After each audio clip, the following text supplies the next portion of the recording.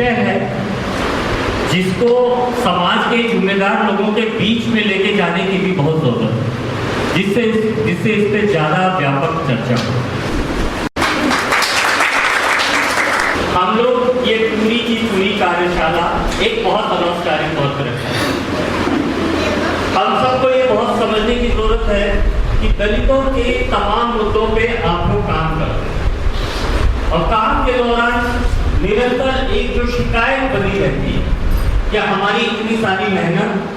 और हमारे लोगों के साथ जो इतना तमाम तरह का उत्पीड़न भेदभाव जो हो रहा है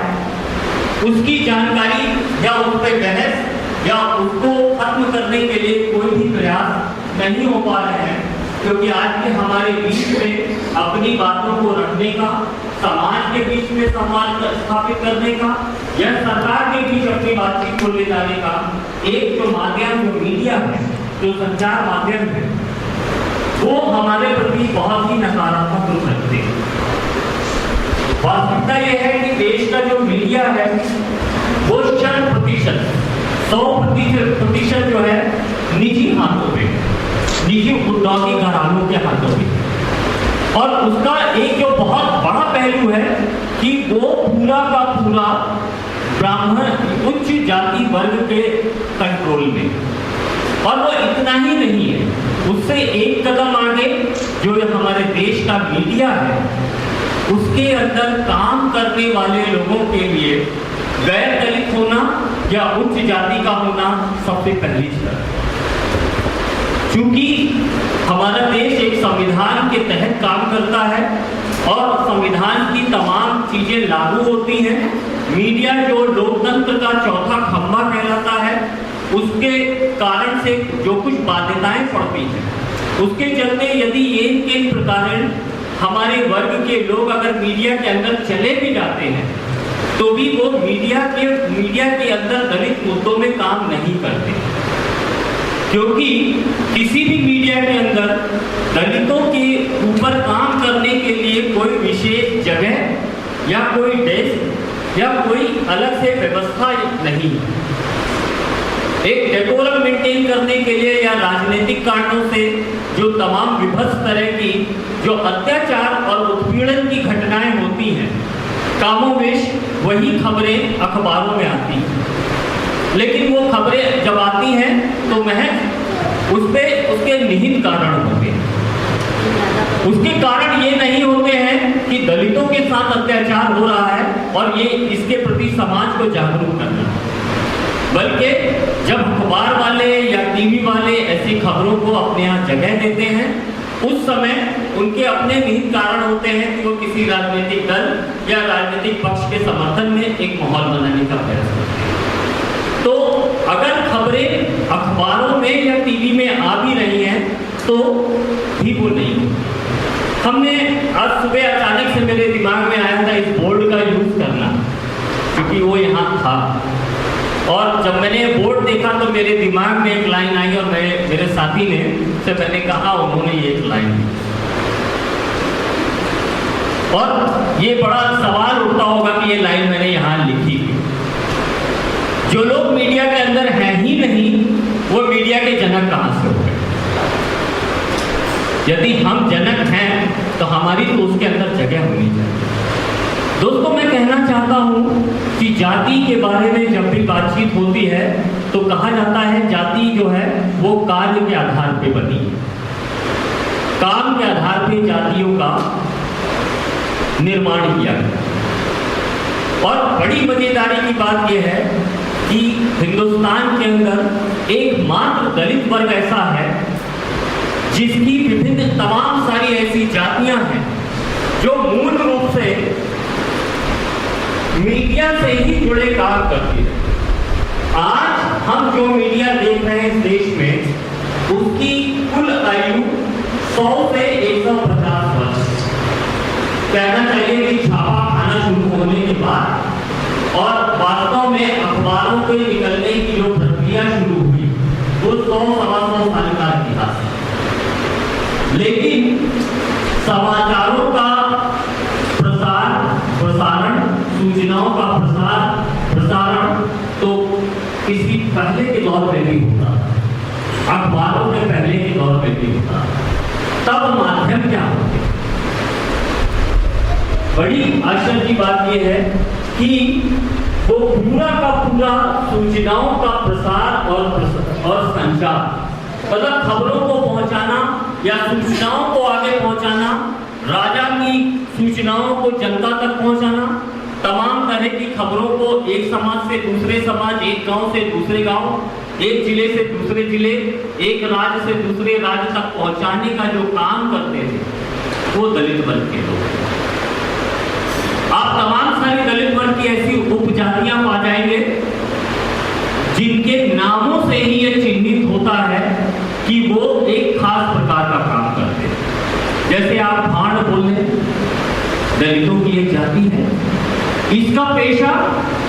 यही था कि राजा का जो प्रचार का काम था, जो आज हमारे यहाँ का सूचना एवं प्रसारण मंत्रालय करता है, सरकार के तमाम कामकाज का वो प्रचार करता है, वो लोग करते थे, राजा के तमाम कामकाज और उसकी सूचनाओं को आगे पहुंचाते थे, मुनादी करते थे हमारी लोगों की, जो हमारी उपजातियां, दलित वर्ग की उपजातियां, जो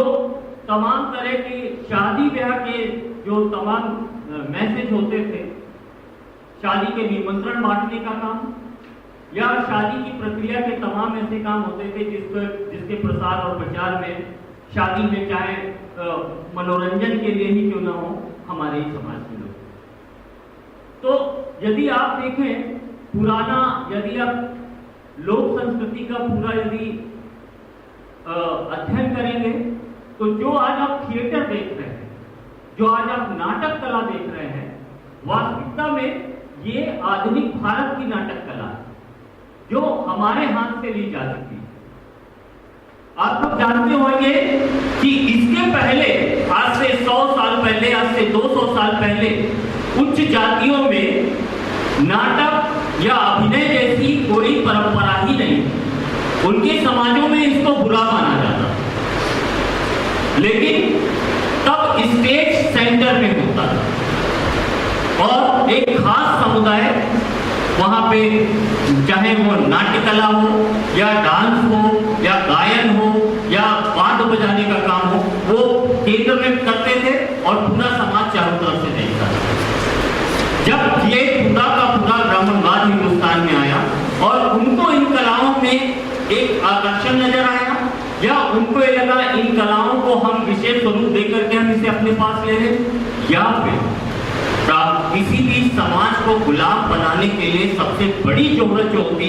उस समाज को उसकी सांस्कृतिक जड़ों से अलग कर। किसी भी समाज को अगर आपको गुलाम बनाना है तो उसको उसकी सांस्कृतिक जड़ों से काट के अलग कर दिया जाए तो तय होता है उस समाज को गुलाम बनाना सबसे आसान बन जाता है। तो ब्राह्मणवाद ने जो सबसे बड़ा काम किया, उन्होंने दलित वर्ग को उसकी सांस्कृतिक जड़ों से काट करके उसको एक पूरा देश के ऊपर बोझ के रूप में स्थापित किया और यही इसी प्रक्रिया के तहत उन्होंने दलितों को साथ गुलामों जैसा बनाया और उन्होंने इसी संस्कृति के नए स्वरूप, इसको एक नए चेहरा दिया। जैसे पहले स्टेज सारे कार्यक्रम के बीच में होता था, समाज के सारे लोग चारों तरफ होते थे, लेकिन जब उसने ब्राह्मणवाद ने हिस्सा लिया तो उसने स्टेज को एक कोने में ले आया और दूसरे लोगों से बेहतर दिखने के लिए स्टेज को 2 फुट 4 फुट ऊंचा कर दिया, तमाम तकनीकी कारण बताए और इस तरह से पूरी तमाम तरह की प्रक्रियाएं हैं। तो यदि हम देखें तो मूल रूप से दलित पूरे के पूरे मीडिया के जनक थे। तमाम तरह की जो कलाएं हैं, उन कलाओं के अगर मूल को तलाशेंगे तो आप पाएंगे कि उसमें कोई ना कोई दलित वर्ग का ही समाज उसका प्रणेता था या उसका जनक था। ये आने वाले समय में शायद शुरुआत होगी जब इनको नए सिरे से उकेरा जाएगा और यदि हम अपनी सांस्कृतिक विरासत को इस देश के सामने स्थापित कर लेते हैं, तब शायद हमको एक बहुत मजबूत समाज और इस देश के जनक के रूप में स्वीकार किया जाएगा। और यहीं से वो जोरदार शुरुआत होती है जहाँ पे हमको अपनी इस सांस्कृतिक विरासत को वापस स्थापित करने के लिए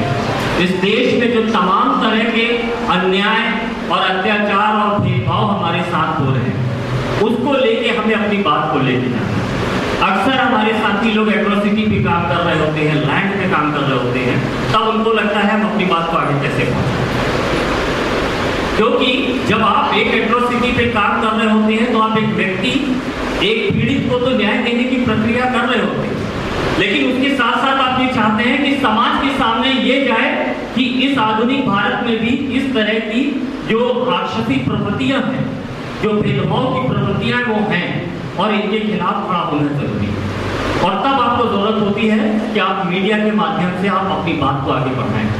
जिससे समाज के तमाम लोगों के सामने वो बात जाए कि हमारे बीच में इस तरह की कृतियां हैं, हमारे बीच में इस तरह की विसंगतियां हैं, इस तरह की कुत्सित प्रथाएं हैं, सोच है, जिसके खिलाफ लड़े समाज। और इसीलिए हमको मीडिया की जरूरत है। लेकिन दुर्भाग्य की बात क्या है, हम सारे लोग जिस मीडिया को लगातार आलोचना कर रहे हैं, जहां पे हम जगह मांग रहे हैं, जहां पे हम अपने मुद्दों को रखने के लिए जगह मांग रहे हैं, जिसके अंदर हम चाहते हैं हमारे लोग जाएं और अपनी बात को रखें, हम लोग यही नहीं जानते वो है। अगर कोई छोटी सी घटना घटित हो जाए, हमें मालूम है थाने में एफआईआर करने जाना होगा, थाने में एफआईआर होगी, एफआईआर के बाद उसकी पुलिस जांच करेगी, जांच के बाद पुलिस चार्जशीट दाखिल करेगी, लोअर कोर्ट में जाएगा, सेशन में जाएगा, हाई कोर्ट में जाएगा, सुप्रीम कोर्ट में जाएगा, हमें मालूम है। हम अस्पताल जाएंगे, हमें मालूम है रजिस्ट्रेशन कराना है, नंबर लगा के डॉक्टर को दिखाना है, जांच होनी है, जांच के बाद जरूरत होगी डॉक्टर ऑपरेशन करेगा, तो कब आकर के एडमिट होना है, और एडमिट होने के बाद ऑपरेशन होना है और ठीक होकर बाहर निकलना। लेकिन हम मीडिया के बारे में ये नहीं जानते हैं कि उसके रिसेप्शन काउंटर में हमने जो प्रेस रिलीज छोड़ी वो क्यों नहीं छपी। हम ये भी नहीं जानते हैं कि हमारी खबर छप गई तो क्यों छप गई, और अगर छपी तो हमारी अपेक्षा के अनुरूप क्यों नहीं छपी। और अगर ये सवाल हमारे अंदर पैदा होते हैं तो हम ये नहीं जानते हम किससे जाके इसके बारे में बात करें। वो जो बड़े बड़े मीडिया हाउस, बड़े बड़े अखबारों के दफ्तर हैं, हम उसके रिसेप्शन काउंटर के अंदर की बात जानते ही नहीं।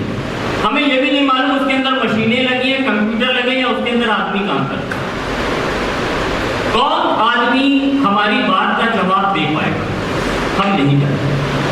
हमें ये मालूम है कि अगर थाने का दीवान हमारी बात नहीं सुनेगा तो हम थाना इंचार्ज से बात करेंगे, थाना इंचार्ज नहीं सुनेगा तो हम एसएसपी से बात करेंगे, एसएसपी नहीं सुनेगा तो डीआईजी, नहीं तो डीजीपी के पास जाएंगे। लेकिन ये एक ऐसा एरिया है जिसमें हम नहीं जानते कि हम किससे बात करें। और दुर्भाग्य की बात है, हम तमाम जो सामाजिक कार्यकर्ता हैं,